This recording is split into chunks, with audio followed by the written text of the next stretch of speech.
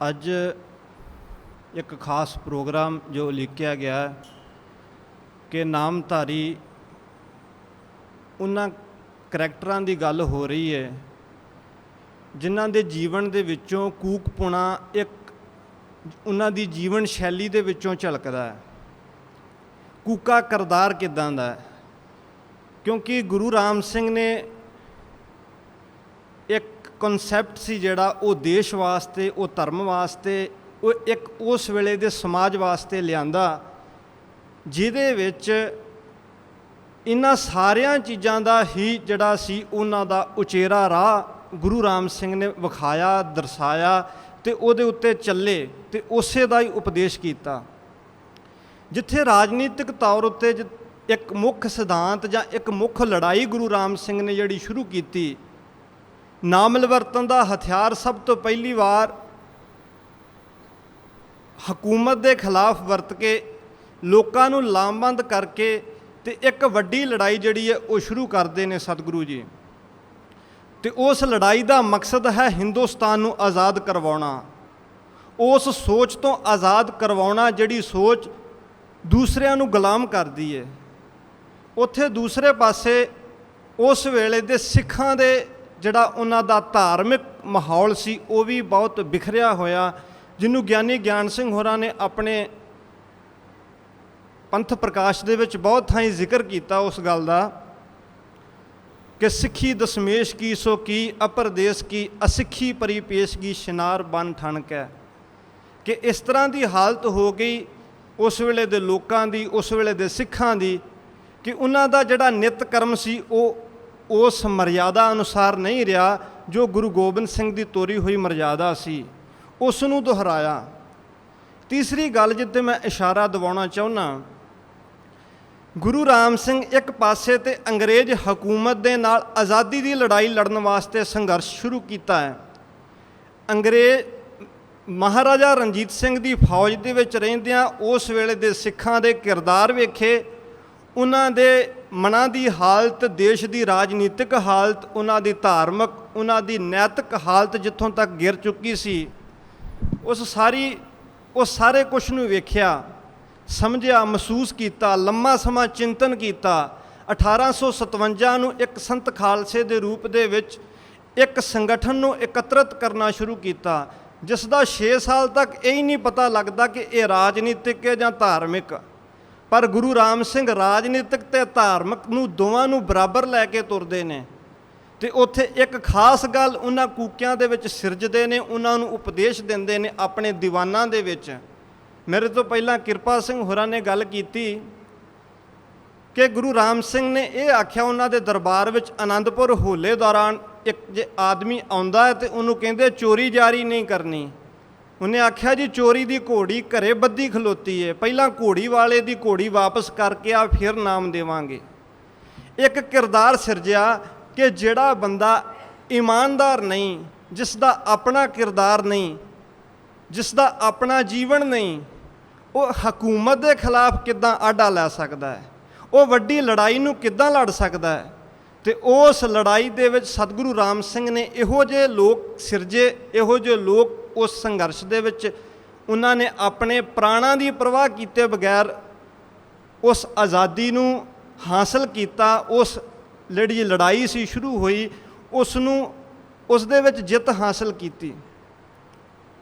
ਅਤੇ ਉਹਨਾਂ ਦਾ ਇੱਕ ਸਦਾਚਾਰਕ ਉਪਦੇਸ਼ ਕਿ ਬੇਗਾਨੀ ਜਿਹੜੀ ਹੈ ਚੀਜ਼ ਉਹ ਨਹੀਂ ਵਰਤਣੀ, ਕਰਜ਼ਾ ਲੈਣਾ ਲੈ ਕੇ ਨਾ ਦੇਣਾ, ਚੋਰੀ ਤੁਹਾਡੇ 'ਤੇ ਵੀ ਵੱਡਾ ਪਾਪ ਹੈ।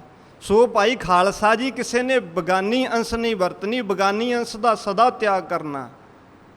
ਇਸ ਤਰ੍ਹਾਂ ਦੇ ਉਪਦੇਸ਼ ਜਦੋਂ ਅਸੀਂ ਹੁਕਮਨਾਮਿਆਂ ਨੂੰ ਪੜ੍ਹਦੇ ਹਾਂ, ਬੜੀ ਛੋਟੀ ਛੋਟੀ ਗੱਲ ਨੂੰ ਗੁਰੂ ਰਾਮ ਸਿੰਘ ਜਿਹੜੇ ਨੇ ਉਹ ਆਪਣੇ ਸਿੱਖਾਂ ਨੂੰ ਉਹਨਾਂ ਨੂੰ ਯਾਦ ਕਰਵਾਉਂਦੇ ਨੇ, ਕਿਉਂਕਿ ਅਸੀਂ ਉਪਦੇਸ਼ ਨਹੀਂ ਸੁਣਿਆ, ਕੋਈ ਰਿਕਾਰਡਿੰਗ ਨਹੀਂ, ਪਰ ਅਸੀਂ ਹੁਕਮਨਾਮਿਆਂ ਦਾ ਪਾਠ ਕੀਤਾ। ਉਹਨਾਂ ਹੁਕਮਨਾਮਿਆਂ ਦੇ ਵਿੱਚੋਂ ਸਤਿਗੁਰੂ ਰਾਮ ਸਿੰਘ ਦੀ ਆਈਡੀਓਲੋਜੀ ਸਾਨੂੰ ਸਪਸ਼ਟ ਹੁੰਦੀ ਹੈ ਕਿ ਉਹ ਆਪਣੇ ਸਿੱਖਾਂ ਨੂੰ ਜਿੱਥੇ ਵੱਡੇ ਮੰਤਵ ਵਾਸਤੇ ਜਿਹੜਾ ਸੀ ਉਹ ਇੱਕ ਲੜਾਈ ਲੜ ਰਹੇ ਸੀ, ਜਿੱਥੇ ਬਾਬਾ ਗੁਰਚਰਨ ਸਿੰਘ ਰੂਸ ਦੀਆਂ ਵੱਡੀਆਂ ਬਰਫ਼ ਦੀਆਂ ਚਟਾਨਾਂ ਟੱਪ ਕੇ ਸੰਪਰਕ ਸਥਾਪਿਤ ਕਰਦੇ ਪਏ ਨੇ, ਜਿੱਥੇ ਨੇਪਾਲ ਦੇ ਵਿੱਚ ਬਾਬਾ ਕਾਹਨ ਸਿੰਘ, ਬਾਬਾ ਸਾਹਿਬ ਸਿੰਘ ਜਾ ਰਹੇ ਨੇ, ਅਫਗਾਨਿਸਤਾਨ ਤੋਂ ਸਾਹਿਬਜ਼ਾਦੇ ਉਹਨਾਂ ਦੇ ਬਾਦਸ਼ਾਹ ਦੇ ਆ ਰਹੇ ਨੇ, ਜਿੱਥੇ ਇੱਕ ਬਹੁਤ ਵੱਡੀ ਲੜਾਈ ਲੜ ਰਹੇ ਸੀ, ਉੱਥੇ ਸਤਿਗੁਰੂ ਰਾਮ ਸਿੰਘ ਬੜੀਆਂ ਛੋਟੀਆਂ ਗੱਲਾਂ ਦਾ ਕੂਕਿਆਂ ਦਾ ਉੱਥੇ ਬੈਠੇ ਧਿਆਨ ਰੱਖਦੇ ਨੇ, ਉਹਨਾਂ ਨੂੰ ਉਪਦੇਸ਼ ਦਿੰਦੇ ਪਏ ਨੇ।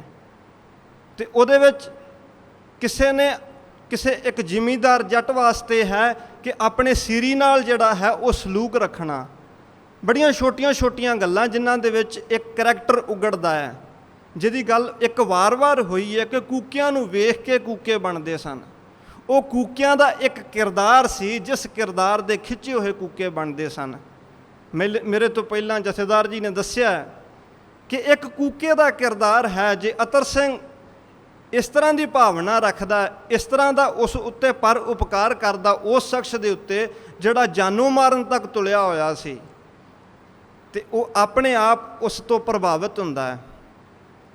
ਸਤਿਗੁਰੂ ਪ੍ਰਤਾਪ ਸਿੰਘ ਸਮੇਂ ਦਾ ਇੱਕ ਉਹਨਾਂ ਦਾ ਜੀਵਨ ਸਾਥੀ ਮਾਘਾ ਸਿੰਘ ਅਲੌੜ, ਉਹਨਾਂ ਦੇ ਪਿਤਾ ਸੰਤ ਨਿਹਾਲ ਸਿੰਘ ਜੀ, ਇੱਥੇ ਅੱਜ ਕੱਲ੍ਹ ਸੰਤ ਬਲਵੀਰ ਸਿੰਘ ਹੋਰੀ ਵੀਡੀਓ ਆਡੀਓ ਦੀ ਸੇਵਾ ਕਰਦੇ ਰਹੇ ਲੰਮਾ ਸਮਾਂ।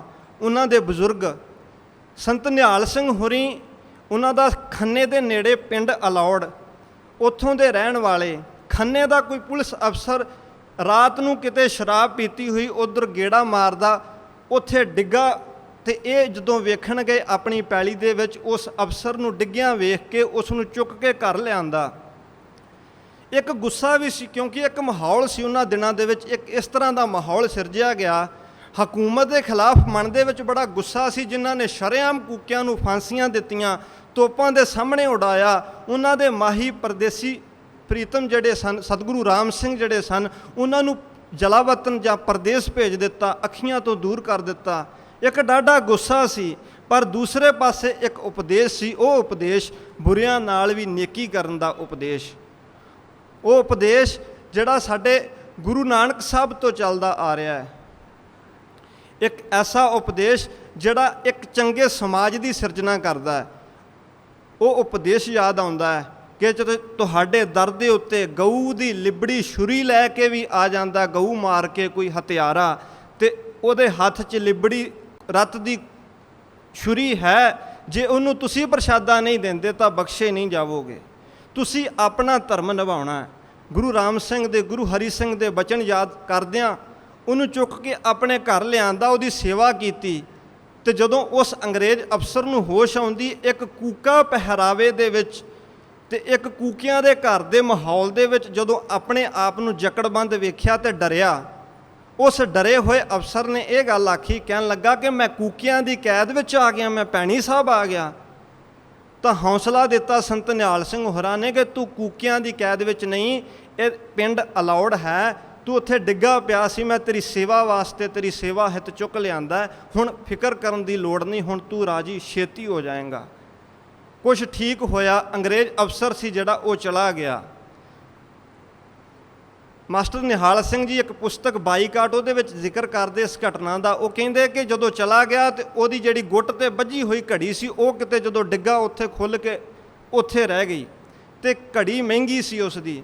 ਉਸਨੇ ਜਿੰਨੇ ਵੀ ਉਹਦੇ ਸੇਵਕ ਸਨ, ਅਹੁਦੇਦਾਰ ਸਨ, ਪਿੰਡਾਂ ਦੇ ਸਰਪੰਚ ਨੰਬਰਦਾਰ ਇਕੱਠੇ ਕੀਤੇ ਕਿ ਮੇਰੀ ਘੜੀ ਲੱਭ ਕੇ ਲਿਆਓ। ਸਾਰੇ ਇੱਧਰ ਉੱਧਰ ਦੌੜਦੇ ਫਿਰਨ। ਜਦੋਂ ਅਗਲੇ ਦਿਨ ਸੰਤ ਨਿਹਾਲ ਸਿੰਘ ਗੇੜਾ ਮਾਰਨ ਜਾਂਦੇ ਨੇ ਆਪਣੀ ਪੈਲੀ ਦੇ ਵਿੱਚ, ਤੇ ਉੱਥੇ ਇੱਕ ਘੜੀ ਵੇਖਦੇ ਨੇ, ਘੜੀ ਚੁੱਕਦੇ ਨੇ ਤੇ ਘੜੀ ਲੈ ਕੇ ਖੰਨੇ ਪਹੁੰਚ ਜਾਂਦੇ ਨੇ। ਖੰਨੇ ਜਾ ਕੇ ਜਦੋਂ ਉਸ ਅਫਸਰ ਨੂੰ ਘੜੀ ਮਿਲਦੀ ਹੈ ਤੇ ਉਹ ਬਹੁਤ ਖੁਸ਼ ਹੁੰਦਾ ਹੈ। ਕੂਕਿਆਂ ਦੀ ਇਸ ਘਟਨਾ ਤੋਂ ਉਹ ਇੱਕ ਪ੍ਰਭਾਵਿਤ ਹੁੰਦਾ ਹੈ ਕਿ ਅਸੀਂ ਇੱਕ ਵਿਰੋਧ ਵਾਲੀ ਭਾਵਨਾ ਰੱਖ ਕੇ ਇੰਨਾ ਜ਼ੁਲਮ ਕੀਤਾ ਕੂਕਿਆਂ ਨੂੰ, ਬਾਗੀ ਸਮਝਦਿਆਂ ਹੋਇਆਂ ਇਹ ਪਰ ਉਪਕਾਰ ਦੇ ਨਾਲ ਭਰੇ ਹੋਏ ਨੇ। ਉਹਨੇ ਖੁਸ਼ੀ ਵਿੱਚ ਹੁੰਦਿਆਂ ਹੋਇਆਂ ਇੱਕ ਕਾਗਜ਼ ਦੇ ਉੱਤੇ ਇਹ ਲਿਖ ਦਿੱਤਾ ਕਿ ਤੁਸੀਂ ਜ਼ਮੀਨ ਲੈ ਸਕਦੇ ਹੋ, ਕੋਈ ਵੱਡਾ ਇਨਾਮ ਸਰਕਾਰ ਕੋਲੋਂ ਹਾਸਲ ਕਰ ਸਕਦੇ ਹੋ ਜਦੋਂ ਚਾਹੋ। ਉਹਨਾਂ ਦਿਨਾਂ ਦੇ ਵਿੱਚ ਬਾਰ ਦੇ ਵਿੱਚ ਜਿਹੜੇ ਸੀ ਬਸਤੀਵਾਦੀ ਸਰਕਾਰ, ਇਹ ਉਸ ਜਗ੍ਹਾ 'ਤੇ ਜਿਹੜੀਆਂ ਬੇਆਬਾਦ ਜ਼ਮੀਨਾਂ ਵਸਾਈਆਂ ਜਾ ਰਹੀਆਂ ਸੀ, ਘਰ 'ਚ ਗਰੀਬੀ ਦਾ ਮਾਹੌਲ। ਪਰ ਉਸ ਗਰੀਬੀ ਦੇ ਮਾਹੌਲ ਦੇ ਵਿੱਚ ਹੁੰਦਿਆਂ ਹੋਇਆਂ ਵੀ ਗਰੀਬੀ ਕੱਟੀ ਇਸ ਕਰਕੇ ਕਿ ਸਤਿਗੁਰਾਂ ਦਾ ਹੁਕਮ ਨਹੀਂ ਅੰਗਰੇਜ਼ ਕੋਲੋਂ ਕੁਛ ਲੈਣ ਦਾ, ਤੇ ਕੁਛ ਵੀ ਨਹੀਂ ਲਿਆ। ਸਤਿਗੁਰੂ ਪ੍ਰਤਾਪ ਸਿੰਘ ਜੀ ਦੇ ਸਮੇਂ ਤੱਕ ਜਿਹੜਾ ਸੀ ਉਹਨਾਂ ਦਾ ਸਰਕਾਰ ਦਾ ਲਿਖਿਆ ਹੋਇਆ ਰੁਕਾ ਉਹ ਇਸ ਪਰਿਵਾਰ ਕੋਲ ਸਾਂਭਿਆ ਹੋਇਆ ਸੀ। ਗੱਲ ਕੀ ਇੱਕ ਇਸ ਤਰ੍ਹਾਂ ਦਾ ਕਿਰਦਾਰ ਸੀ ਕੂਕਿਆਂ ਦਾ ਕਿ ਇੱਕ ਇਮਾਨਦਾਰੀ ਸੀ ਉਹਦੇ ਵਿੱਚ, ਜੇ ਬਗਾਨੀ ਚੀਜ਼ ਦਾ ਨਹੀਂ ਹੱਕ ਪਰਾਇਆ ਨਾਨਕਾ, ਉਸ ਸੂਰ ਉਸ ਗਾਏ ਵਾਲੀ ਗੱਲ ਹੈ, ਗੁਰੂ ਸਾਹਿਬ ਦਾ ਉਪਦੇਸ਼ ਹੈ। ਤਾਂ ਉਹਨਾਂ ਜੀਉ ਕੇ ਵਿਖਾਇਆ ਕਿ ਪਰਾਈ ਚੀਜ਼ ਨਹੀਂ ਲੈਣੀ। ਉਹਨਾਂ ਵਾਸਤੇ ਪਰਾਇਆ ਧਨ, ਪਰਾਇਆ ਪੈਸਾ, ਪਰਾਈ ਚੀਜ਼ ਹਰਾਮ ਸੀ। ਜੇ ਗੁਰੂ ਸਾਹਿਬ ਦਾ ਇਹ ਉਪਦੇਸ਼ ਸੀ ਕਿਸੇ ਮੁਸਲਮਾਨ ਵਾਸਤੇ, ਪਹਿਲਾ ਹੱਕ ਹਲਾਲ ਦੋਏ, ਤੀਜਾ ਖੈਰ ਖੁਦਾਏ, ਕਿ ਇੱਕ ਹੱਕ ਹਲਾਲ ਦੀ ਕਮਾਈ ਜਾਂ 10 ਨੌਹਾਂ ਦੀ ਕਿਰਤ ਕਮਾਈ, ਜਾਂ ਗੁਰੂ ਨਾਨਕ ਦਾ ਸਿਧਾਂਤ ਨਾਮ ਜਪੋ ਵੰਡ ਛਕੋ ਤੇ ਕਿਰਤ ਕਰੋ ਦਾ ਸਿਧਾਂਤ ਸੀ। ਆਪਣੀ ਕਿਰਤ ਕਰਦਿਆਂ ਹੋਇਆਂ ਉਹਦੇ ਵਿੱਚੋਂ ਦਾਨ ਪੁੰਨ ਕਰਨ ਦਾ ਸਿਧਾਂਤ ਹੈ। ਤਾਂ ਉਹਨਾਂ ਨੇ ਇਹ ਆਪਣੇ ਜੀਵਨ ਦੇ ਵਿੱਚ ਨਿਭਾਇਆ। ਸਤਿਗੁਰੂ ਹਰੀ ਸਿੰਘ ਸੱਚੇ ਪਾਤਸ਼ਾਹ ਦੇ ਸਮੇਂ ਦੇ ਸਿੱਖ ਨੇ ਸੰਤਾ ਸਿੰਘ ਜੀ ਘੁੱਕੇ ਵਾਲੀਏ ਤੇ ਵੀਰ ਸਿੰਘ ਭੋਵੇਂ ਵਡਾਲੀਏ, ਕਰਜਾਖ ਨੂੰ ਜਾਂਦੀ ਸੜਕ ਦੇ ਉੱਤੇ ਗੁੱਜਰਾਂ ਵਾਲੇ ਇਹਨਾਂ ਨੇ ਧਰਮਸ਼ਾਲਾ ਬਣਾਈ। ਉਹ ਧਰਮਸ਼ਾਲਾ ਜਿਹੜੀ ਸੀ ਉਹ ਸੇਠ ਧਿਆਨ ਸਿੰਘ ਨੇ ਜਗ੍ਹਾ ਦੇ ਦਿੱਤੀ, ਤੇ ਉਸ ਜਗ੍ਹਾ ਦੇ ਉੱਤੇ ਇਹਨਾਂ ਧਰਮਸ਼ਾਲਾ ਬਣਾ ਕੇ ਤੇ ਜਿਹੜੀ ਭੈਣੀ ਸਾਹਿਬੋਂ ਕੁਛ ਮਾਇਆ ਲੈ ਕੇ ਗਏ ਸੀ, ਉਸ ਦੀ ਰਸਤ ਬਸਤ ਲੈ ਕੇ ਆਉਂਦੇ ਜਾਂਦੇ ਰਾਹੀਆਂ ਨੂੰ, ਲੋੜਵੰਦਾਂ ਨੂੰ ਲੰਗਰ ਛਕਾਉਣਾ। ਇੱਕ ਇਸ ਤਰ੍ਹਾਂ ਦਾ ਸੇਵਾ ਵਾਲਾ ਜਿਹੜਾ ਸੀ ਕਰਮ ਉਹ ਸ਼ੁਰੂ ਹੋ ਗਿਆ। ਤੇ ਵਿਰਕ ਜੀ ਨੇ ਇੱਕ ਪੁਸਤਕ ਐਡਿਟ ਕੀਤੀ, ਅੱਖੀਂ ਡਿੱਠਾ ਕਿੱਸਾ ਕੀਤਾ। ਉਹਨਾਂ ਦੇ ਪਿਤਾ ਗੁਰਮੁਖ ਸਿੰਘ ਝੱਬਰ ਹੋਰੀ ਸਤਿਗੁਰੂ ਪ੍ਰਤਾਪ ਸਿੰਘ ਸੱਚੇ ਪਾਤਸ਼ਾਹ ਦੇ ਸਮੇਂ ਲੰਮਾ ਸਮਾਂ ਭੈਣੀ ਸਾਹਿਬ ਦੇ ਮੁੱਖ ਪ੍ਰਬੰਧਕ ਵੀ ਰਹੇ। ਉਹ ਬੱਚੇ ਸਨ ਉਸ ਵੇਲੇ, ਛੋਟੀ ਉਮਰ, ਉਹ ਵੀ ਉਹਨਾਂ ਦੇ ਨਾਲ ਉਹਨਾਂ ਨੇ ਬਚਨ ਸੁਣਾਇਆ। ਤੇ ਵਿਰਕ ਜੀ ਲਿਖਦੇ ਨੇ, ਉਹ ਕਹਿੰਦੇ ਕਿ ਉਸ ਜਿਹੜੀ ਧਰਮਸ਼ਾਲਾ ਦੇ ਵਿੱਚ ਜਿਹੜੇ ਵੀ ਕੋਈ ਗੁੱਜਰਾਂ ਵਾਲੇ ਸਿੱਖ ਆਉਂਦੇ, ਕੋਈ ਤਰੀਖ ਭੁਗਤਣ ਆਇਆ ਹੁੰਦਾ ਜਾਂ ਕਿਸੇ ਹੋਰ ਕੰਮ ਕਾਰਜ ਨਾਮਧਾਰੀ ਆਉਂਦੇ, ਤੇ ਉੱਥੋਂ ਪ੍ਰਸ਼ਾਦਾ ਛਕ ਲੈਂਦੇ। ਤੇ ਇਸ ਤਰ੍ਹਾਂ ਦਾ ਇੱਕ ਪ੍ਰੋਸੈਸ ਜਿਹੜਾ ਸੀ ਚੱਲਣਾ ਸ਼ੁਰੂ ਹੋ ਗਿਆ। ਜਦੋਂ ਉਹ ਮਾਇਆ ਮੁੱਕ ਗਈ ਤੇ ਫਿਰ ਹੋਇਆ ਕਿ ਹੁਣ ਲੰਗਰ ਨੂੰ ਕਿੱਦਾਂ ਚਾਲੂ ਰੱਖੀਏ। ਦੋਵਾਂ ਸੰਤਾਂ ਨੇ, ਸੰਤਾ ਸਿੰਘ ਘੁੱਕੇ ਵਾਲੀਏ ਤੇ ਵੀਰ ਸਿੰਘ ਭੋਵੇਂ ਵਡਾਲੀਏ ਤੇ ਨਾਲ ਗੁਰਮੁਖ ਸਿੰਘ ਝੱਬਰ ਨੇ, ਇਹਨਾਂ ਨੇ ਕੀ ਕਰਨਾ, ਸਾਉਣ ਭਾਦਰੋਂ ਦੇ ਉਹ ਦਿਨ ਇਹਨਾਂ ਨੇ ਘਾਹ ਜਿਹੜਾ ਸੀ ਉਹ ਖੋਦ ਕੇ ਤੇ ਉਹਦੀ ਪੰਡ ਬਣਾ ਕੇ ਉਹ ਵੇਚ ਕੇ, ਜਿਹੜੀ 2 ਰੁਪਏ 'ਚ ਵਿਕਦੀ, ਗੁਰਮੁਖ ਸਿੰਘ ਝੱਬਰ ਲਿਖਦੇ ਕਿ 2 ਰੁਪਏ 'ਚ ਵਿਕਦੀ, ਉਹਦੀ ਰਸਤ ਲਿਆ ਕੇ ਤੇ ਉਹਦਾ ਲੰਗਰ ਤਿਆਰ ਕਰਕੇ ਰੱਖਣਾ ਕਿ ਆਉਂਦੇ ਜਾਂਦੇ ਰਾਹੀਆਂ ਦੀ ਸੇਵਾ ਕਰਨੀ ਹੈ। ਤੇ ਇੱਕ ਇਸ ਤਰ੍ਹਾਂ ਦੀ ਕਿਰਤ ਕਮਾਈ ਸੀ ਜਿਹੜੀ ਗੁਰੂ ਨਾਨਕ ਨੇ ਕਿਤੇ ਉਪਦੇਸ਼ ਦਿੱਤਾ ਸੀ। ਇੱਕ ਐਸੀ ਕਿਰਤ ਦਾ ਮਲਕ ਭਾਗੋ ਦੇ ਵੱਡੇ ਭੋਜ ਨੂੰ ਤਿਆਗ ਕੇ, ਜਿੱਥੇ ਬੜੇ ਤਰ੍ਹਾਂ ਦੇ ਪਦਾਰਥ ਬਣੇ ਸਨ, ਉਸ ਨੂੰ ਤਿਆਗ ਕੇ ਕਿਤੇ ਲਾਲੋ ਨੂੰ ਨਵਾਜਿਆ ਸੀ ਕਿ ਸੁੱਕੀ ਕੋਦਰੇ ਦੀ ਰੋਟੀ ਦੇ ਵਿੱਚੋਂ ਮੈਨੂੰ ਦੁੱਧ ਨਜ਼ਰ ਆਉਂਦਾ ਹੈ। ਇਹਦੇ ਵਿੱਚ ਹੱਕ ਹਲਾਲ ਦੀ ਕਿਰਤ ਕਮਾਈ ਦੁੱਧ ਵਰਗੀ ਹੈ। ਤੇ ਦੂਸਰੇ ਪਾਸੇ ਮਲਕ ਭਾਗੋ ਦੀ ਜਿਹੜੀ ਕਿਰਤ ਹੈ ਉਹ ਗਰੀਬਾਂ ਦਾ ਖੂਨ ਚੂਸ ਕੇ ਉਹਨਾਂ ਦਾ ਪੈਸਾ ਖੋਇਆ ਹੋਇਆ, ਇਹ ਖੂਨ ਵਰਗੀ ਕਮਾਈ ਹੈ। ਤੇ ਇਹੀ ਉਪਦੇਸ਼ ਸੀ ਇਹਨਾਂ ਵਾਸਤੇ। ਇਹਨਾਂ ਨੇ ਆਪਣੇ ਜੀਵਨ ਦੇ ਵਿੱਚ ਕਮਾਇਆ ਹੋਇਆ ਸੀ ਉਹ ਗੁਰੂ ਸਾਹਿਬਾਂ ਦਾ ਉਪਦੇਸ਼।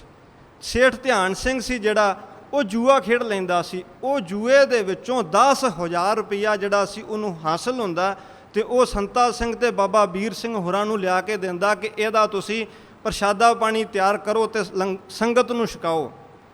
ਤਾਂ 2 ਰੁਪਏ ਦਿਹਾੜੀ ਦੇ ਜਿਹੜਾ ਸੀ ਉਹ ਕਮਾ ਕੇ ਤੇ ਉਹਦੀ ਰਸਤ ਲਿਆ ਕੇ ਆਪਣੇ ਸਰੀਰ ਤੇ ਮਸ਼ੱਕਤ ਝੱਲ ਕੇ ਤੇ ਉਹ ਸੇਵਾ ਕਰਨੀ ਪ੍ਰਵਾਨ ਸੀ ਇਹਨਾਂ ਕੂਕਿਆਂ ਨੂੰ। ਇਹਨਾਂ ਨੇ ਉਸ ਪੈਸੇ ਨੂੰ ਠੋਕਰ ਮਾਰ ਦਿੱਤੀ, ਇਹ ਕਹਿ ਕੇ ਕਿ ਗੁਰੂ ਰਾਮ ਸਿੰਘ ਦਾ ਹੁਕਮ ਨਹੀਂ ਜੂਏ ਵਾਲੇ ਪੈਸੇ ਲੈਣ ਦਾ। ਇੱਕ ਐਸਾ ਕਿਰਦਾਰ ਸੀ ਕੂਕਿਆਂ ਦਾ, ਕਿਉਂਕਿ ਸੱਚਮੁੱਚ ਇੱਕ ਐਸਾ ਇਤਿਹਾਸ ਸਿਰਜਣਾ ਜਿਸ ਇਤਿਹਾਸ ਨੂੰ ਅੱਜ ਕਈ ਸਾਲਾਂ ਬਾਅਦ ਅਸੀਂ ਯਾਦ ਕਰਦੇ ਹਾਂ, ਸਿਮਰਦੇ ਹਾਂ, ਸਿਰਫ ਤੇ ਸਿਰਫ ਉਹਨਾਂ ਕੂਕਿਆਂ ਦੀ ਬਦੌਲਤ, ਜਿਨ੍ਹਾਂ ਕੂਕਿਆਂ ਦਾ ਐਸਾ ਕਿਰਦਾਰ ਸੀ, ਜਿਨ੍ਹਾਂ ਨੇ ਐਸਾ ਜੀਵਨ ਜਿਉਇਆ, ਜਿਨ੍ਹਾਂ ਨੇ ਉਹ ਜੀਵਨ ਜਿਉਇਆ ਜਿਹੜਾ ਉਹਨਾਂ ਦੇ ਗੁਰੂਆਂ ਨੇ ਦੱਸਿਆ। ਕਰਜ਼ਾ ਲੈਣਾ ਲੈ ਕੇ ਨਾ ਦੇਣਾ, ਚੋਰੀ ਧਾੜੇ 'ਤੇ ਵੀ ਵੱਡਾ ਪਾਪ ਹੈ।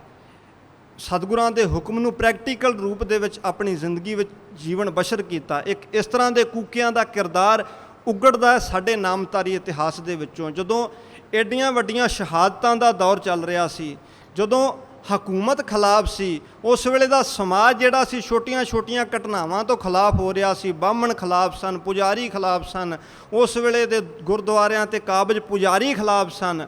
ਉਸ ਵੇਲੇ ਬਹੁਤੀਆਂ ਲੜਾਈਆਂ ਦੇ ਵਿੱਚੋਂ ਕੇਵਲ ਤੇ ਕੇਵਲ ਉਹ ਕੂਕੇ ਆਪਣੇ ਕਿਰਦਾਰ ਦੇ ਸਦਕਾ ਹੀ ਉਗੜੇ। ਤੇ ਅੱਜ ਇਤਿਹਾਸ ਦੇ ਉੱਤੇ ਸੁਨਹਿਰੀ ਅੱਖਰਾਂ ਦੇ ਵਿੱਚ ਜੇ ਨਾਮ ਹੈ ਤਾਂ ਉਹਨਾਂ ਕੂਕਿਆਂ ਦੀ ਬਦੌਲਤ, ਉਹਨਾਂ ਕੂਕਿਆਂ ਦੇ ਉਸ ਜੀਵਨ ਦੀ ਬਦੌਲਤ, ਗੁਰੂ ਰਾਮ ਸਿੰਘ ਦੀ ਉਸ ਸਿੱਖਿਆ ਦੀ ਬਦੌਲਤ ਹੈ। ਕਿਉਂਕਿ ਸਤਿਗੁਰੂ ਰਾਮ ਸਿੰਘ ਇੱਕ ਐਸੀ ਲਹਿਰ ਖੜੀ ਕੀਤੀ। ਉਹਨਾਂ ਕੂਕਿਆਂ ਨੇ, ਅਸੀਂ ਮੇਰੇ ਤੋਂ ਪਹਿਲਾਂ ਜਥੇਦਾਰ ਜੀ ਗੱਲ ਕਰ ਰਹੇ ਸੀ, ਜਥੇਦਾਰ ਹੀਰਾ ਸਿੰਘ ਸਕਰੌਦੀ ਸਰਦਾਰਾਂ ਦੇ ਪੁੱਤ ਸਨ। ਸੂਬੇ ਕਾਹਨ ਸਿੰਘ ਦੇ ਦੀਵਾਨਾਂ ਦੀ ਝਲਕ ਦੇ ਵਿੱਚੋਂ, ਉਸ ਉਪਦੇਸ਼ ਦੇ ਵਿੱਚੋਂ ਗੁਰੂ ਰਾਮ ਸਿੰਘ ਦੇ ਮਿਸ਼ਨ ਤੋਂ ਜਾਣੂ ਹੋ ਸਰਦਾਰੀਆਂ ਛੱਡੀਆਂ, ਜ਼ਮੀਨਾਂ ਦੀ ਪਰਵਾਹ ਨਾ ਕੀਤੀ, ਆਪਣੇ ਵੱਡੇ ਅਹੁਦਿਆਂ ਦੀ ਰਿਆਸਤਾਂ ਦੇ ਵਿੱਚ ਜੋ ਅਹੁਦੇ ਸਨ ਉਹਨਾਂ ਨੂੰ ਠੋਕਰਾਂ ਮਾਰ ਦਿੱਤੀਆਂ, ਸਿਰਫ ਇਸ ਕਰਕੇ ਕਿ ਅਸੀਂ ਹੁਣ ਇੱਕ ਵੱਡੇ ਮਿਸ਼ਨ ਲਈ ਤਿਆਰ ਹੋਵਾਂਗੇ ਅਤੇ ਉਹ ਕਾਰਜ ਕਰਾਂਗੇ। ਸਤਿਗੁਰੂ ਪ੍ਰਤਾਪ ਸਿੰਘ ਜੀ ਦੇ ਉਪਦੇਸ਼ ਦੇ ਵਿੱਚ ਉਸ ਘਟਨਾ ਦਾ ਜ਼ਿਕਰ ਆਉਂਦਾ ਕਿ ਮਾਈ ਨੇ ਅਰਦਾਸ ਕਰਿਆ ਕਰਨੀ, ਸਰਦਾਰ ਹੀਰਾ ਸਿੰਘ ਦੀ ਮਾਤਾ ਨੇ ਅਰਦਾਸ ਕਰਨੀ, ਸੱਚੇ ਪਾਤਸ਼ਾਹ ਹੀਰਾ ਸਿੰਘ ਕਿਤੇ ਸਿੱਖ ਬਣ ਜੇ, ਕੂਕਾ ਬਣ ਜੇ, ਮੈਂ ਮੇਲਾ ਕਰਾਵਾਂਗੀ। ਅਤੇ ਜਦੋਂ ਕਹਿੰਦੇ ਸਤਿਗੁਰੂ ਪ੍ਰਤਾਪ ਸਿੰਘ ਬਚਨ ਕਰਦੇ ਕਿ ਜਦੋਂ ਹੀਰਾ ਸਿੰਘ ਸਿੰਘ ਸਜਿਆ ਅਤੇ ਉਹ ਇੱਕ ਇਸ ਤਰ੍ਹਾਂ ਦਾ ਸਿੰਘ ਸਜਿਆ, ਮਾਈ ਨੇ ਮੇਲਾ ਕੀਤਾ, ਸੰਗਤ ਨੇ ਪ੍ਰਸ਼ਾਦਾ ਪਾਣੀ ਛਕਿਆ, ਅਤੇ ਘਰ ਦੇ ਵਿੱਚ ਜੋ ਜਿੰਨੀ ਵੀ ਰਸਤ ਸੀ ਬਚੀ ਹੋਈ, ਉਹ ਸਾਰੀ ਜਿਹੜੇ ਕੂਕੇ ਮਸਤਾਨੇ ਸਿੰਘ ਆਏ ਸਨ, ਭਿਅੰਗਮ ਸਾਧੂ ਸਨ ਉਸ ਜਥਿਆਂ ਦੇ ਵਿੱਚ ਆਏ ਹੋਏ, ਉਹਨਾਂ ਨੂੰ ਬੰਨ ਬੰਨ ਕੇ ਦੇਣੀ ਸ਼ੁਰੂ ਕਰ ਦਿੱਤੀ। ਮਾਈ ਕਰੇ ਕਿ ਤੂੰ ਤੇ ਘਰ ਲੁਟਾ ਦੇਂਗਾ, ਤਾਂ ਸੱਚਮੁੱਚ ਉਹਨਾਂ ਨੇ ਘਰ ਲੁਟਾ ਕੇ ਇੱਕ ਆਪਣੇ ਮਿਸ਼ਨ ਨੂੰ ਮੁੱਖ ਰੱਖਿਆ। ਬਾਬਾ ਹਰਨਾਮ ਸਿੰਘ ਮਾਈ ਚੰਦੋ ਵਰਗੇ ਜੇ ਹੁਕਮਨਾਮੇ ਲੈਣ ਜਾਂਦੇ ਨੇ ਤਾਂ ਸਿਰਫ ਇੱਕ ਮਕਸਦ ਹੈ ਕਿ ਅਸੀਂ ਉਸ ਥਾਂ 'ਤੇ ਸਤਿਗੁਰੂ ਰਾਮ ਸਿੰਘ ਦੇ ਦਰਸ਼ਨ ਕਰਨੇ ਨੇ। ਘਰ ਘਾਟ ਵੇਚ ਕੇ ਇੱਕ ਇਸ ਤਰ੍ਹਾਂ ਦੀ ਕੁਰਬਾਨੀ, ਨਾ ਪੈਸੇ ਦਾ ਮੋਹ, ਨਾ ਉਹਨਾਂ ਦੇ ਅੰਦਰ ਕੋਈ ਕਿਸੇ ਪ੍ਰਤੀ ਉਸ ਭਾਵ ਦਾ ਗੁੱਸਾ, ਪਰ ਉਪਕਾਰ ਦੀ ਭਾਵਨਾ ਨਾਲ ਲਬਾਲਬ ਕੂਕੇ, ਇੱਕ ਐਸੇ ਕੂਕੇ ਜਿਨ੍ਹਾਂ ਦੀ ਯਾਦ ਦੇ ਵਿੱਚ, ਜਿਨ੍ਹਾਂ ਦੇ ਸਬੰਧ ਦੇ ਵਿੱਚ ਅੱਜ ਇਹ ਪ੍ਰੋਗਰਾਮ ਹੋ ਰਿਹਾ ਹੈ। ਮੈਂ ਇੰਨੀਆਂ ਕੁ ਅਰਜ਼ਾਂ ਕਰਦਾ ਖਿਮਾ ਦਾ ਜਾਚਕ ਹਾਂ। ਸਤਿ ਸ੍ਰੀ ਅਕਾਲ।